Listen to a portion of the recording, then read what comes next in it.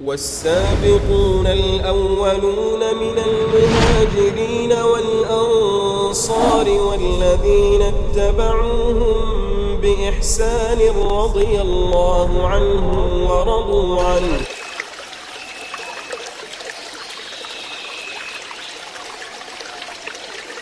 بسم الله الرحمن الرحيم الحمد لله والصلاة والسلام على رسوله وعلى آله وصحبه أما بعد. قال الله تعالى في كتابه الكريم يا أيها الذين آمنوا اتقوا الله حق تقاته ولا تموتن إلا وأنتم مسلمون. Segala puji bagi Allah Tabaraka wa Ta'ala pada hari-hari yang berbahagia ini, hari-hari di mana umat Islam merayakan hari raya mereka, hari raya kecil mereka, yakni hari Jumat. Hari-hari di mana pada hari tersebut terdapat banyak keutamaan. Di antaranya terdapat sebuah waktu yang mana tatkala seseorang berdoa di waktu tersebut, maka Allah Subhanahu wa Ta'ala akan mengijabahnya. Itulah waktu-waktu yang mustajab bagi seseorang untuk berdoa kepada Allah Subhanahu wa Ta'ala.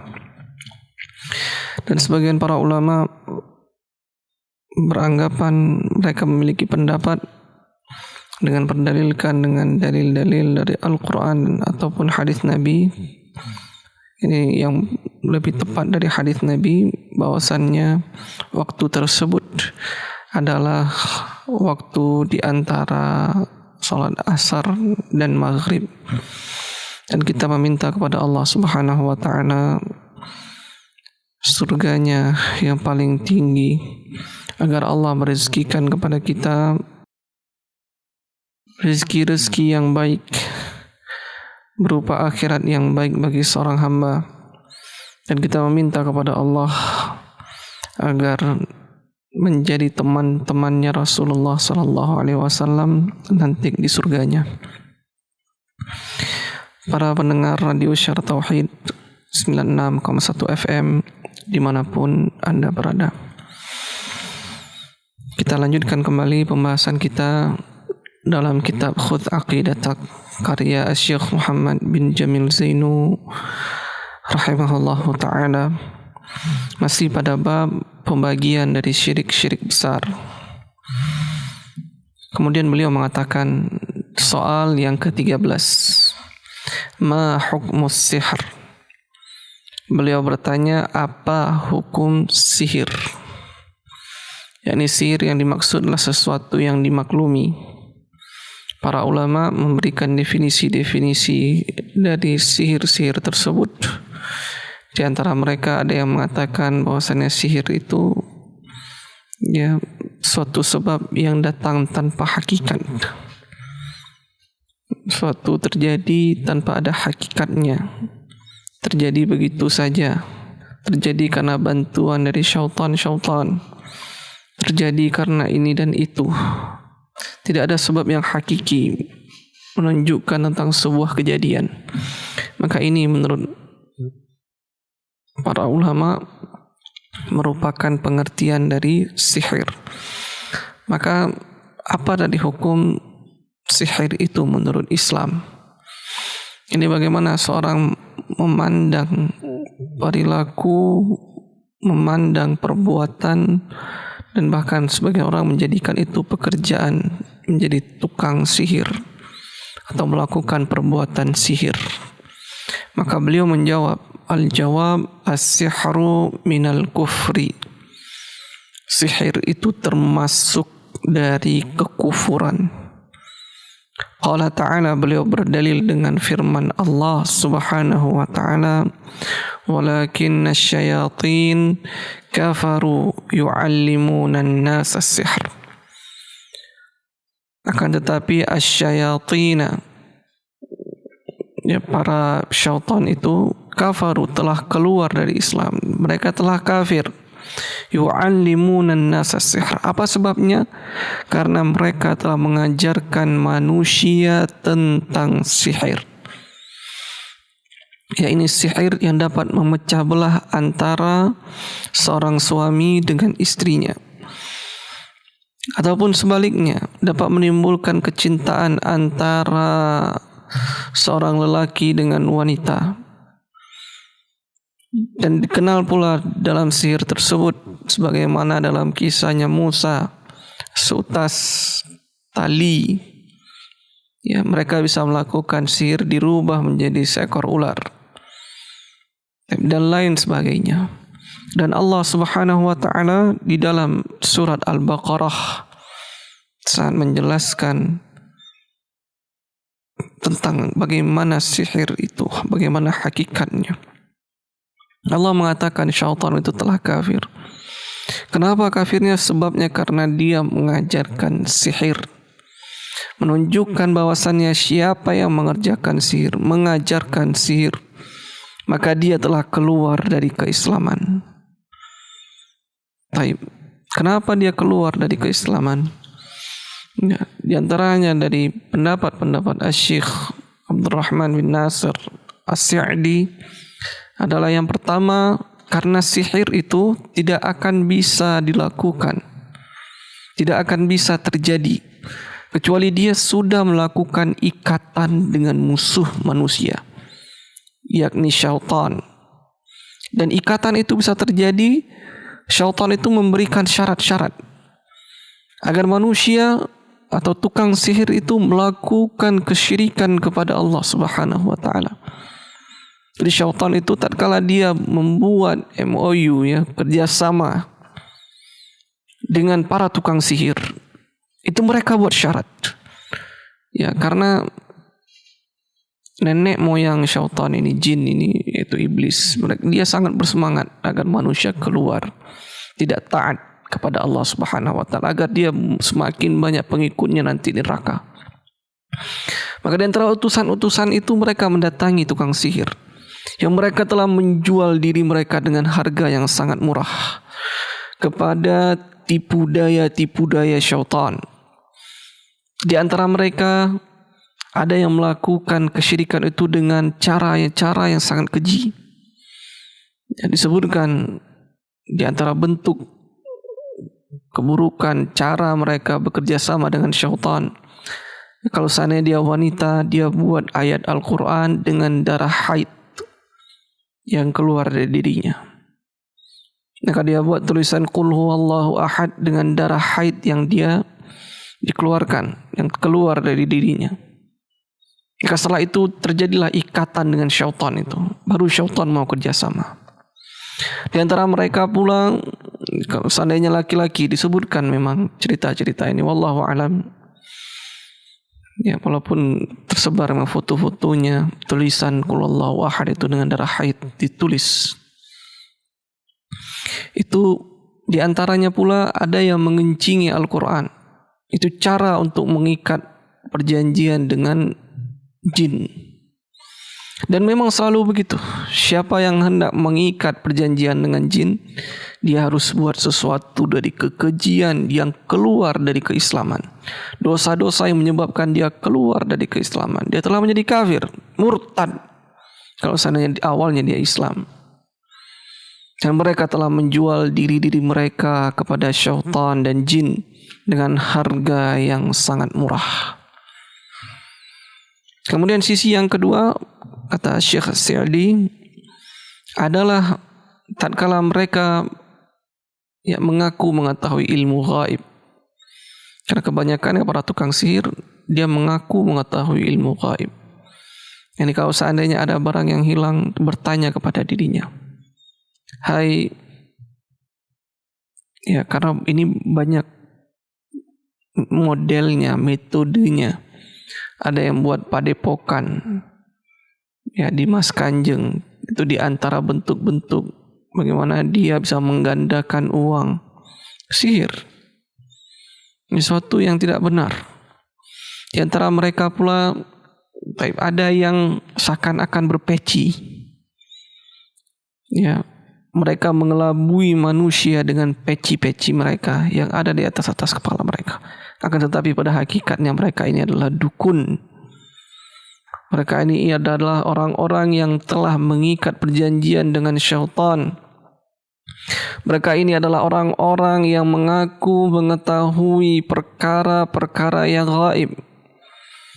Mereka ini adalah orang-orang yang seakan-akan bisa menyembuhkan, padahal Allah yang menyembuhkan. Cuma dengan diraba-raba saja, tidak dibacakan apa-apa, dibaca mantra-mantra, mereka sembuh. Mereka ini adalah orang-orang yang seakan-akan diminta sesuatu kepada mereka, pasti akan mereka selesaikan. Walaupun ini dikatakan sebagai orang pintar, walaupun dia memakai atribut-atribut keagamaan, ya, maka pada hakikatnya dia tetap dikatakan penyihir dan keluar dari keislaman. Dalilnya adalah apa yang Allah sebutkan. Walakinna syayatin kafaru yu'allimuna an-nasa sihr. Tapi syaitan itu dia telah kafir karena mengajarkan manusia tentang sihir, atau mereka telah mempraktekkan sihir. Begitu pula apa yang disebutkan oleh Rasulullah sallallahu alaihi wasallam, kata beliau di sini, ijtanibus sab'a al-mubiqat. Jauhi oleh kalian 7 perkara yang membinasakan. Yang pertama beliau sebutkan asyirku billah, kesyirikan kepada Allah. Dan yang kedua beliau sebutkan as-sihr, yaitu perkara sihir, mencoba menyingkap sesuatu, hal yang merupakan perkara yang gaib, mengaku mengetahui ilmu gaib, mengetahui perkara yang akan terjadi di masa yang akan datang atau sesuatu yang lampau, tapi dia seakan-akan memiliki mata padahal dia tidak hadir saat itu. Barang hilang di sebuah tempat, ya kita tanya saja sama orang pintar A, ya maka ditelepon, kemudian si orang pintar itu ini biasanya ya mempersyaratkan sesuatu. Kamu bawa dulu nanti seekor ayam sembelih, sebut nama saya. Setelah itu bawa ayam itu kemari, baru akan tersingkap siapa yang mencuri. Dia hendak membuat manusia itu keluar dari keislaman. Sekalipun seakan-akan kemudian dia baca Al-Fatihah, ya, dia baca sesuatu dari ayat Al-Quran, tapi hakikat itu tidak akan hilang dari dirinya. Dia berusaha menyingkap perkara yang gaib, yang hanya Allah yang mengetahui perkara tersebut. Kalau seandainya dikatakan, tapi dia ini wali dari wali-wali Allah, maka kita katakan, ya, sungguhnya yang paling berhak untuk mendapatkan kemampuan itu adalah para sahabat Nabi sallallahu alaihi wasallam. Tapi faktanya Ali bin Abi Thalib pernah kehilangan baju besi beliau, terjatuh, kehilangan. Kemudian beliau baru melihat kembali tatkala ada orang Yahudi yang menjual baju tersebut. Ya, beliau tidak menggunakan ilmu gaib itu. Kalau seandainya memang itu diberikan karena kewalian, karena dia orang alim, karena dia orangnya sholat, ya, Ali tidak akan merasa kehilangan. Akan tapi sempat ada periode beliau mencari itu baju besi zirah beliau, hingga kemudian beliau katakan, ini milikku, kepada orang Yahudi itu. Yahudi mengatakan, tidak, ayo kita naikkan ke kehakiman. Maka dipilih Shuraih al-Qadi sebagai hakim di antara mereka. Sementara yang mempersaksikan itu miliknya Ali bin Abi Thalib adalah Al-Hasan, dan seingat anak satu lagi adalah Al-Miqdad. Ya, akan tetapi kata Shuraih, sesungguhnya persaksian seorang anak itu tidak diterima. Ya, maka engkau tidak kuat menggugat orang Yahudi ini. Ini kata Shuraih, pada saat itu Ali adalah khalifah kaum muslimin, ya, Amirul Mukminin, ya, hakim beliau mengalahkan, ya, tidak memenangkan khalifah saat itu. Maka takjublah orang Yahudi ini. Kemudian orang Yahudi mengatakan, iya, aku mendapatkan ini di jalan jatuh. Taib. Maka ini menunjukkan bukanlah sesuatu dikatakan wali bisa menyingkap perkara yang gaib. Tidak demikian. Ya, akan tetapi yang benar, ala inna awliya Allah la khawfun alaihim wa lahum yahzanun alladzina amanu wa kanu yattaqun. Ya, awliya Allah itu tidak ada padanya rasa sedih. Tidak ada rasa dalam hatinya itu rasa takut. Mereka itu adalah orang-orang yang beriman wa kanu yattaqun dan bertakwa kepada Allah Subhanahu wa taala. Dan bukanlah wali-wali Allah itu diteliti, didapatkan, bisa didefinisikan, bisa diberikan, karena dia memiliki kemampuan di luar logika nalar manusia. Akan tapi wali Allah itu dikenal dengan ketakwaan mereka, kesolehan mereka, kuatnya mereka di atas agama Allah. Taib.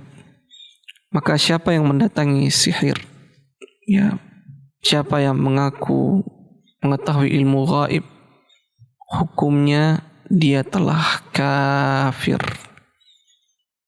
Ya, kita tidak menghukumi person seseorang, ya, tapi ini perbuatannya dihukumi oleh Allah, dia telah kafir. Jadi dibedakan antara hukum yang dibahas dan vonis bagi seseorang. Ya, kita tidak bisa memvonis semua orang yang melakukan itu langsung dengan kekafiran, atau hati-hati. Karena kekafiran itu bisa diberikan divonis pada seseorang tatkala terpenuhinya syarat dan hilangnya mawani'. Taib.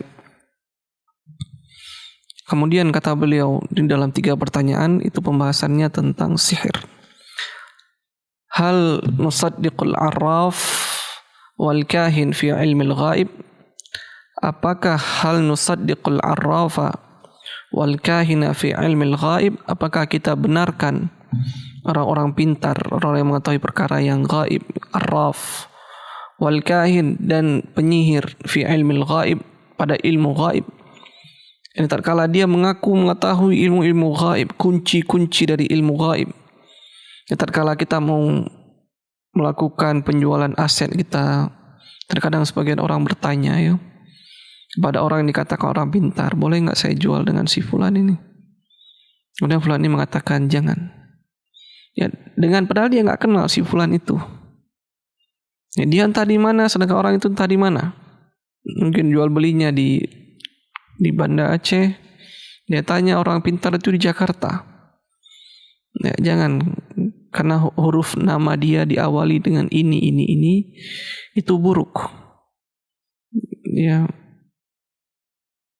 primbon apa? Ilmu-ilmu keberuntungan. Kamu jangan kerja di air, kamu cocoknya kerja di tanah. Dan ilmu-ilmu yang lainnya. Kenapa tidak cocok kerja di air? Karena namamu diawali dengan huruf-huruf ini. Maka keluarlah perhitungannya, begini. Ya, itu tidak boleh. Ini beliau bahas di sini.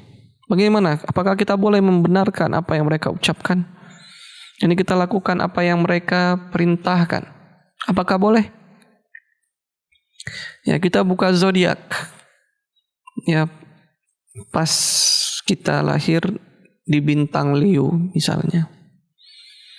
Ya, kemudian dia lihat bintang Leo itu minggu ini keuangannya membaik karena tiba-tiba ada bonus yang tak disangka-sangka. Benar. Ya, di minggu itu dia mendapatkan bonus dari pimpinannya, atasannya. Kemudian diucapkan, benar juga ya.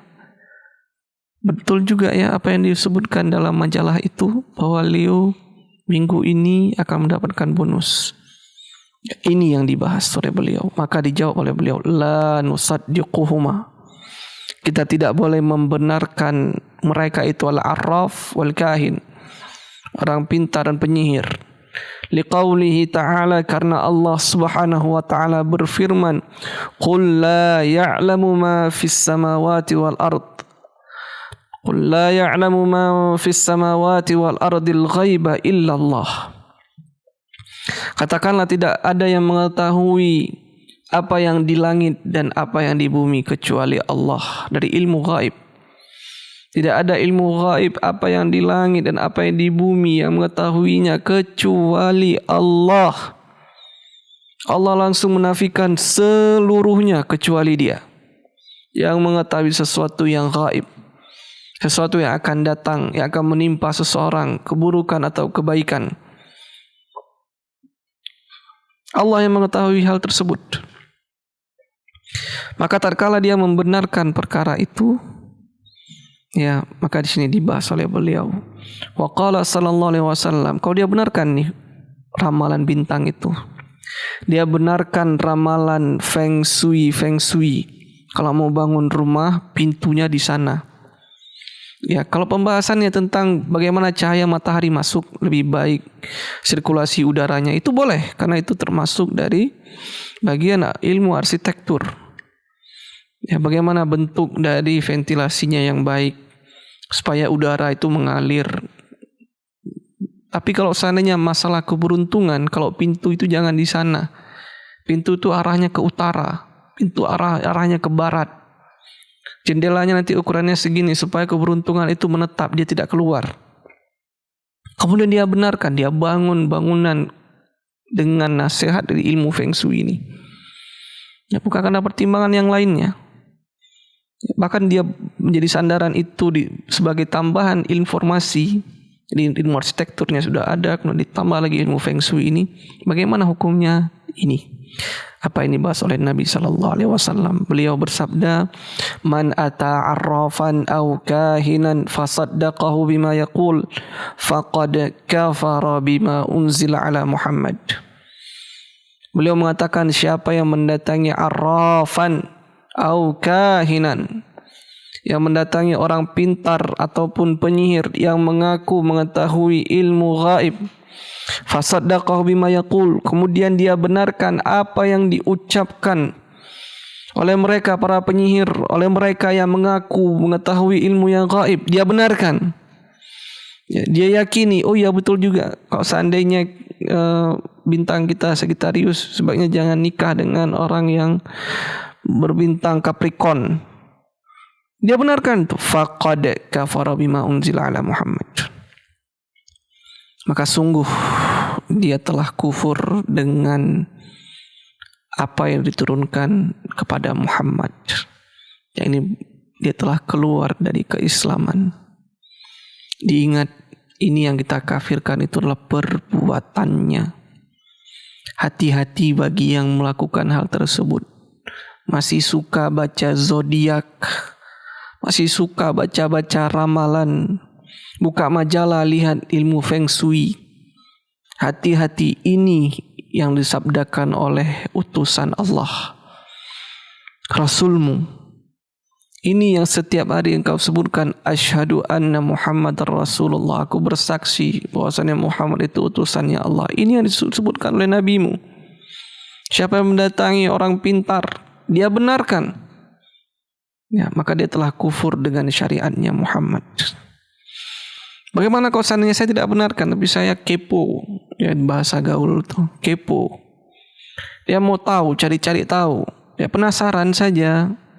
Kita buka-buka, ini enggak, sebenarnya saya enggak percaya, saya cuma buka-buka saja.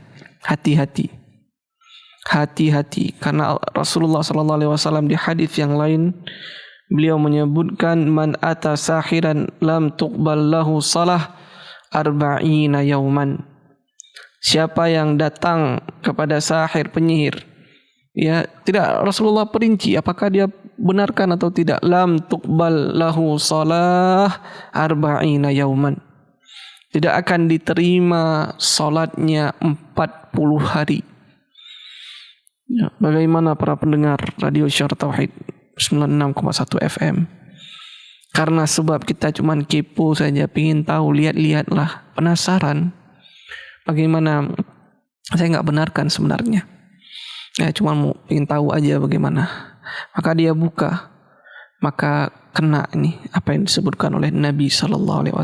Tidak diterima salatnya 40 hari. Coba bayangkan Anda selama 40 hari itu bangun subuh dan keadaan yang berat sekali. Dalam keadaan Anda bisa istirahat yang enak di bawah selimut Anda paksa itu untuk bangun salat berjamaah ke masjid. Ya, waktu zuhur tatkala banyaknya orderan makan siang di toko Anda tinggalkan itu.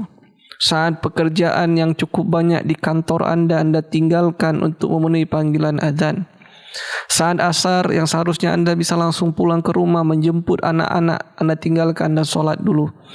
Saat maghrib harusnya Anda bisa istirahat habis makan malam. Ya, begitu pula isya Anda bisa langsung tidur. Anda kerjakan 40 hari, semuanya tidak diterima. Karena sebelumnya Anda sudah pernah lihat zodiak. Karena Anda coba-coba peruntungan, kepo, ingin tahu, walaupun kami tidak benarkan itu. Oleh sebab itu hati-hati dengan kami kan cuma mau lihat-lihat, ingin tahu saja. Kecuali memang Anda melihat itu untuk membantah kepentingan dalam ilmu agama, Anda perlu bantah itu. Kita lihat, kita datangi para penyihir, kemudian kita bantah. Ini berbeda babnya. Ini diperbolehkan, bahkan termasuk disyariatkan bagi seorang yang bisa amar ma'ruf nahi mungkar. Ada orang yang mengaku dia mengetahui ilmu gaib, kita datangi, kemudian kita bertanya. Ya, sebagaimana sebagian para masyayikh itu sempat datang kepada mereka, para penyihir. Disebutkan Syekh Al-Albani rahimahullah, itu didatangi oleh penyihir. Kemudian penyihir itu mengatakan, aku mengetahui ilmu gaib. Baik, aku akan menyampaikan kepadamu sebuah pertanyaan. Maka kemudian si penyihir itu mengatakan, apa itu? Tatkala dia mengucapkan apa itu, kata Syekh Al-Albani, diskusi selesai. Anda tidak tahu ilmu gaib. Karena kalau seandainya Anda tahu, Anda tidak perlu bertanya apa itu. Anda langsung bisa melihat hatiku. Pertanyaan apa yang akan aku ajukan? Maka pada hakikatnya engkau itu adalah pendusta.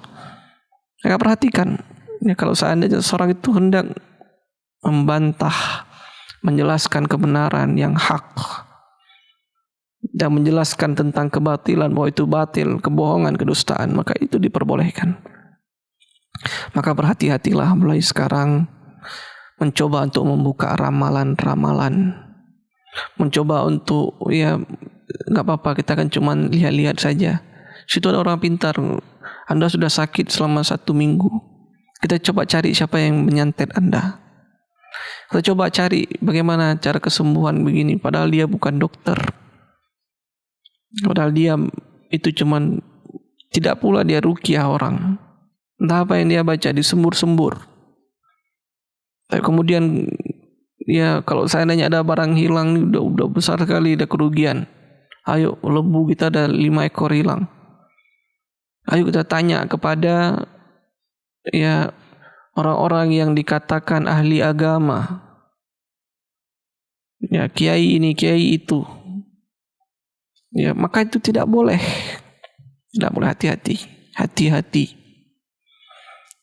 Kemudian kata beliau, atau 2 soal ini kita akan lanjutkan yang ketiga di kesempatan yang akan datang. Secara kesimpulan, hukum sihir itu bagi siapa yang membenarkan dari sihir tersebut, dia telah keluar dari keislaman. Dan siapa yang mendatangi sihir itu tidak dia benarkan, maka minimalnya dia akan kena dengan ditolaknya sholat 40 hari. Karena ada kondisi yang ketiga, yaitu mereka yang mendatangi tukang-tukang sihir untuk menjelaskan yang hak dan menolak kebatilan, maka ini disyariatkan. Baik, mungkin ini yang dapat saya sampaikan di kesempatan sore hari ini. Lebih dan kurang saya mohon maaf. Saya tutup. Subhanakallahumma bihamdik, asyhadu an la ilaha illa anta, astaghfiruka wa atubu ilaik.